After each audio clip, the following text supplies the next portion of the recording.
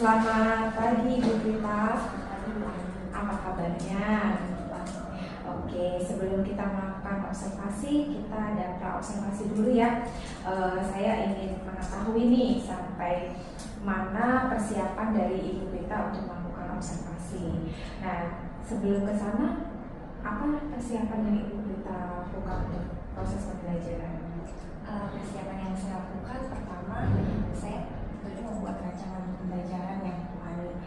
Dari rancangan pembelajaran itu saya menentukan metode pembelajaran saya, yaitu discovery learning, supaya anak-anak bisa menemukan permasalahan. Saya membuat rancangan pembelajaran, kemudian saya menentukan metode pembelajaran yang saya gunakan, yaitu discovery learning dengan tambahan diskusi di dalam pembelajaran tersebut. Lalu saya juga menambahkan sedikit games untuk anak-anak bisa menentukan nama-nama tata senyawa dalam kimia. Oke. Kemudian harapannya Bu Prita apa untuk proses pembelajaran ini? Saya berharap anak-anak bisa lebih memahami pembelajaran dengan baik, tentunya dengan suasana hati yang gembira dan menyenangkan. Karena pembelajaran semakin kesini harus semakin bermakna di dalam proses pembelajaran itu sendiri, sehingga ketika belajar anak-anak bisa belajar dengan gembira dan juga bisa menemukan makna dalam pembelajaran tersebut. Oke, terima kasih Bu Prita. Semoga nanti observasi kita bisa berjalan dengan lancar ya. Terima kasih juga.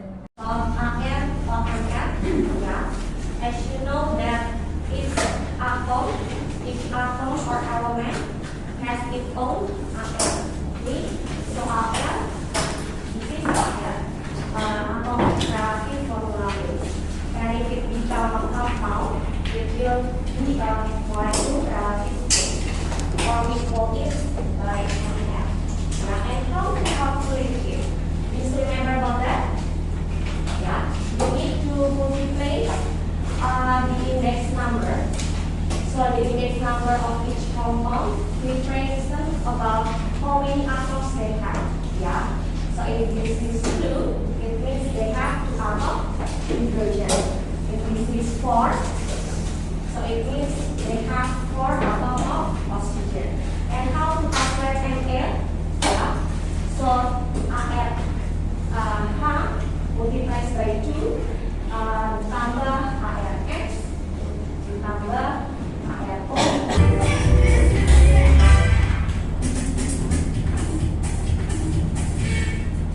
Now everybody stand back. Is it gonna explode or something?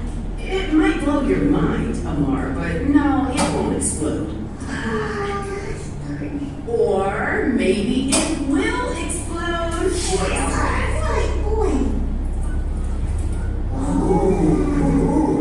You see, when I mixed the substance in the beaker with the substance in the test tube, these were my reactants. A chemical reaction occurred. And when a chemical reaction occurs, new substances are formed that weren't there before. These new substances are called the products. Pretty neat, huh? Not as neat as that explosion you almost promised. Can we see another chemical reaction? Why, certainly. In fact, there's... Iron is exposed to air at a long time already. The molecules from the air or the ray of oxygen, they create a strong bond with the iron. Okay, very good. Jadi the white change the color into brown because it's plastic. Okay, and it comes because the metal reaction with the metal reaction with the air and oxygen and the water, so it becomes plastic. Okay, and now we know about the chemical reaction. So the chemical reaction can cause anything. Yeah, it can cause exploding. It can cause rusting also. Okay, and now we want to learn about the chemical reaction. Yeah, as we know in that video, if one substance